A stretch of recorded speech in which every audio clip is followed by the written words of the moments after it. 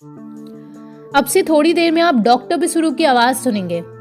Western medical science ने इंसानों पर कितने दहशत भरे और घिनौने एक्सपेरिमेंट्स किए हैं कि आपको वो सुनकर शायद विश्वास भी ना हो पाए।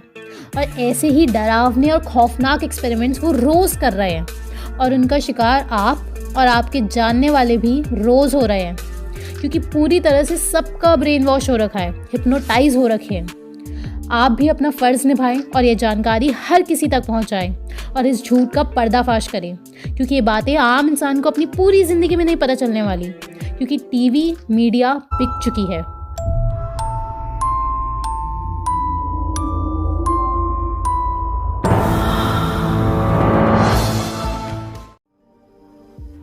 इमेजिन कीजिए ये बैग आपकी बॉडी है और ये जो कंचे हैं ये आपके बॉडी में जान।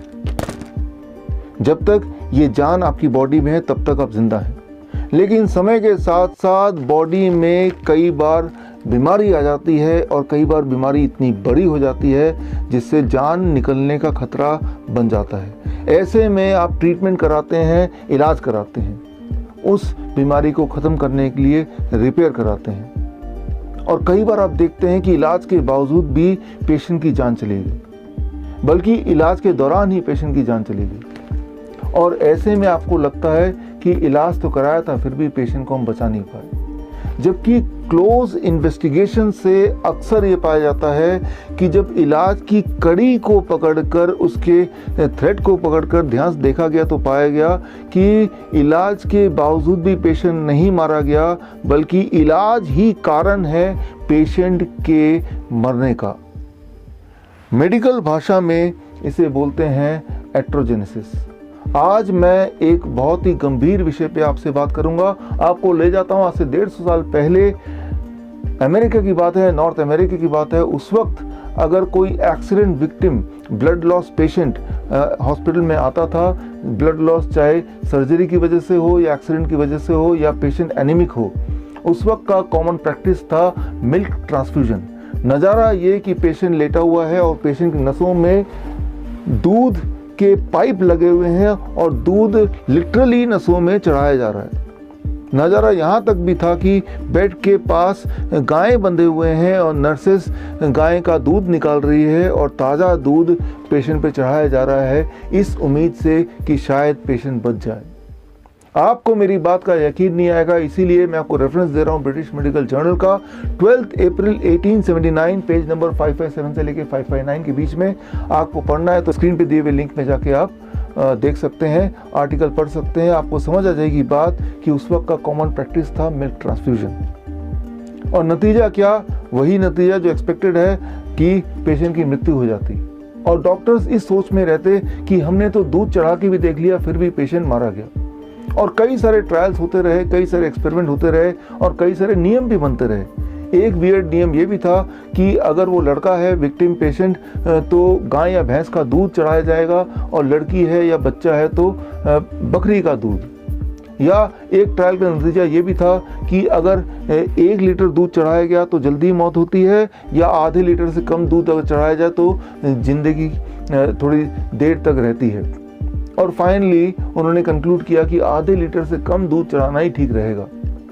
करते करते 50 साल निकाल दिए डॉक्टरों ने ये समझने के लिए कि दूध चढ़ाने के बावजूद भी मृत्यु नहीं हो रही है, बल्कि दूध चढ़ाने की वजह से मृत्यु हो रही है। और इसके साथ ही मिल्क ट्रांसफ्यूजन का जो प्रैक्टिस था वो हमेशा के लिए खत्म हो गया और उसकी जगह आ गया what is now known as blood transfusion. आजकल पिछले 100 सालों की बात कर रहा हूँ, दुनिया भर के हर तरह के हॉस्पिटल्स में एक कॉमन सीन है। अगर एनीमिक पेशेंट आ जाए या एक्सीडेंट विक्टिम ब्लड लॉस वाला आ जाए या किसी भी सर्जरी की वजह से ब्लड लॉस हो जाए, तो एक कॉमन प्रैक्टिस है and that is blood transfusion. Blood transfusion में ये बिलीव ही नहीं किया जाता, बल्कि ये विश्वास किया जाता है कि खून चढ़ाने से इंसान के जिंदा रहने की पॉसिबिलिटी बढ़ सकती है, रादर बढ़ जाती है। लेकिन पिछले 10 सालों में ही, सिर्फ लास्ट 10 ईयर्स में एविडेंस की बात की जा रही है कि एक्चुअली रियलिटी में देखते हैं कि जो हम सोच रहे हैं क्या ऐसा ही है। पिछले 10 सालों में बहुत सारे आंकड़े कलेक्ट किए गए, बहुत सारे रैंडमाइज कंट्रोल ट्रायल हुए, बहुत सारे मेटा एनालिसिस सामने आए और वो सारे ट्रायल्स का नतीजा सिर्फ एक।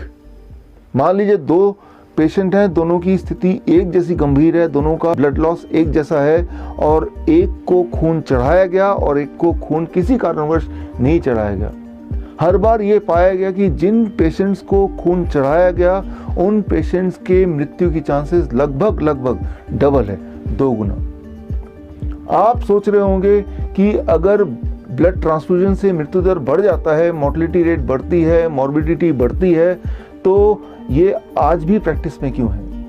इसके लिए आप गौर कीजिए स्क्रीन में दिए हुए रिपोर्ट को। रिपोर्ट है AABB का, यानी कि American association of blood bank, जिन्होंने ये बीड़ा उठाया है कि वो प्रोटोकॉल बनाएंगे, गाइडलाइन बनाएंगे, रिकमेंडेशन बनाएंगे।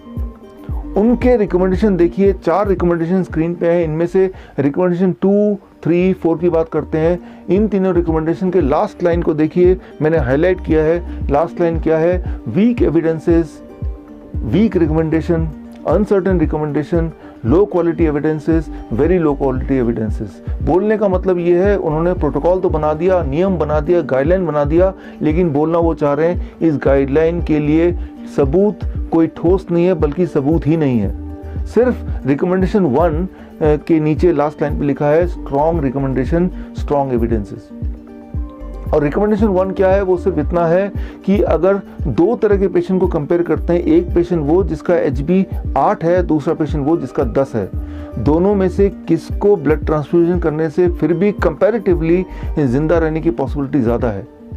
देखिए, ये कंपैरिजन कुछ वैसा ही होगा जैसा मिल्क ट्रांसफ्यूजन वाले ज़माने में कंपैरिजन किया गया कि 1 लीटर दूध या आधा लीटर दूध, जबकि सच्चाई तो ये है कि अगर कंपैरिजन करना ही है तो blood transfusion versus no blood transfusion. और इस तरह के ट्रायल्स तो पिछले 10 साल में ही हुए, और हर ट्रायल का नतीजा बिल्कुल साफ कि ब्लड ट्रांसफ्यूजन से मृत्यु होती है।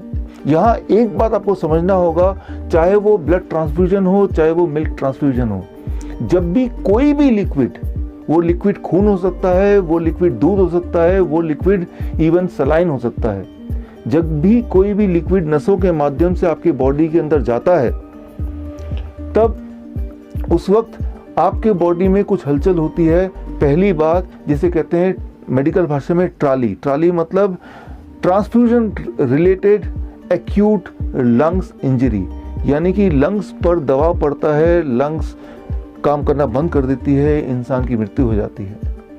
और दूसरी सबसे बड़ी बात जिसे कहते हैं मेडिकल भाषा में trim, transfusion related immune modulation, यानी कि जब भी कोई भी लिक्विड नसों के माध्यम से बाहर से बॉडी में जाता है तो बॉडी का जो इम्यून सिस्टम है पूरा गड़बड़ हो जाता है, तहस नहस हो जाता है। और एक खास तरह का मॉलिक्यूल जिसका नाम है VEGF, vascular endothelium growth factor, ये एक ऐसा मॉलिक्यूल है जो ये डिसाइड करता है कि आप हेल्दी रहेंगे या आप बीमार पड़ेंगे, आपकी डेथ कैंसर से होगी या आप हार्ट डिजीज से जूझेंगे। ये जो मॉलिक्यूल है ये पूरी तरह डिस्ट्रॉय कर देता है जब भी कोई भी लिक्विड आपके बॉडी में ट्रांसफ्यूज होता है थ्रू द ब्लड वेसल्स। सो ये इस थ्योरी को अगर आप समझना चाहते हैं तो आप मेरे YouTube चैनल में जाके आप एक वीडियो देखिए, वीडियो का नाम है क्योर फॉर ऑल डिजीज। तो आपको पता चल जाएगा कि VEGF का सिग्निफिकेंस क्या है। बल्कि पिछले साल का जो नोबेल प्राइज विनिंग साइंस था वो भी इसी पे आधारित था। हर साल पूरे दुनिया में हजारों ब्लड डोनेशन कैंप्स लगते हैं और कैंप के माध्यम से 85 मिलियन यूनिट से लेके 100 मिलियन यूनिट तक ब्लड कलेक्ट किया जाता है। लगभग 10 ओलंपिक साइज के स्विमिंग पूल के बराबर अमाउंट का, मतलब 10 ओलंपिक साइज के स्विमिंग पूल को अगर ब्लड से भर दें तो जितना खून होगा इतना खून डोनेशन के नाम से, ब्लड डोनेशन के नाम पे कलेक्ट किया जाता है। बड़े बड़े संस्थान, Lions club, rotary club, school के बड़े बड़े सोसाइटी आए दिन ब्लड डोनेशन कैंप लगाते हैं इस उम्मीद से कि शायद इससे कोई हम पुण्य कमा लें। उनके दिमाग में यह है कि ब्लड डोनेशन रक्तदान जीवन दान है। दरअसल रक्तदान जीवन दान नहीं है, रक्तदान मृत्युदान है। लेकिन मुझे पता है कि ये सच्चाई एविडेंस के तौर पे प्रूव होने के बाद भी ये जो वेस्टर्न मेडिसिन है, मॉडर्न मेडिसिन है, इस सच्चाई को आम जनता तक या इस सच्चाई को इम्प्लीमेंट नहीं होने देगी। क्योंकि अगर ये सच्चाई आम जनता तक पहुंच गई तो आम जनता का, ह्यूमैनिटी का वेस्टर्न मेडिसिन पे विश्वास, फेथ हमेशा के लिए ख़त्म हो जाएगा। अगर आप रियल मायने में पुण्य कमाना चाहते हैं तो सिर्फ एक काम मुझे लगता है हमें करना चाहिए, सच्चाई उन लोगों तक पहुंचाना चाहिए जिनको इनकी सबसे ज़्यादा ज़रूरत है। इस वीडियो के माध्यम से मैं आपको बताना चाहूँगा 7 अप्रैल 2020 यानी कि वर्ल्ड हेल्थ डे पे मैं अपनी किताब लॉन्च कर रहा हूँ। किताब का नाम है किल्ड बाय ब्लड डोनेशन। ये किताब की लॉन्चिंग एक प्रेस कॉन्फ्रेंस के माध्यम से होगी दिल्ली प्रेस क्लब में 7 अप्रैल को। अगर आप पत्रकार हैं, अगर आप हेल्थ मिनिस्ट्री जुड़े हैं, अगर आप इंडियन मेडिकल एसोसिएशन के हाईएस्ट अथॉरिटी हैं, तो मैं आपको इनवाइट करता हूं, आप सच्चाई को अपने आंखों से देखिए और कुछ कीजिए। और अगर आप SMA सोशल मीडिया आर्मी के माध्यम से मेरे साथ ऑलरेडी जुड़े हैं तो इस बुक लॉन्च से एक दिन पहले ई बुक मैं आपको व्हाट्सएप के माध्यम से भेज दूंगा। और अगर आप SMA के माध्यम से मुझ तक अब तक नहीं जुड़े हैं तो आप 2 स्टेप्स में मुझ तक जुड़ सकते हैं। स्टेप 1, स्क्रीन पे दिए हुए नंबर को अपने मोबाइल पे सेव कीजिए। स्टेप 2, अपने मोबाइल से व्हाट्सएप कीजिए मुझे SMA। मैं समझ जाऊंगा कि आप मुझसे जुड़ना चाहते हैं, मैं समझ जाऊंगा आप मेरी मदद करना चाहते हैं सच्चाई को लोगों तक पहुंचाने के लिए। तो मैं आपको भी 7 अप्रैल से पहले ये बुक व्हाट्सएप से ई बुक मैं आपको भेज दूंगा। और यही नहीं, टाइम टू टाइम ऐसे एविडेंस बेस्ड वीडियो मैं आपको भेजूंगा जो किसी की जान बचा सकता है। मैं ये उम्मीद करता हूं कि आप इन सच्चाइयों को लोगों तक पहुंचाएंगे और किसी दिन हम ज़रूर मिलेंगे in person. This is doctor Vishwaroop Roy Chowdhury. All the best. Thank you. जय हिंद।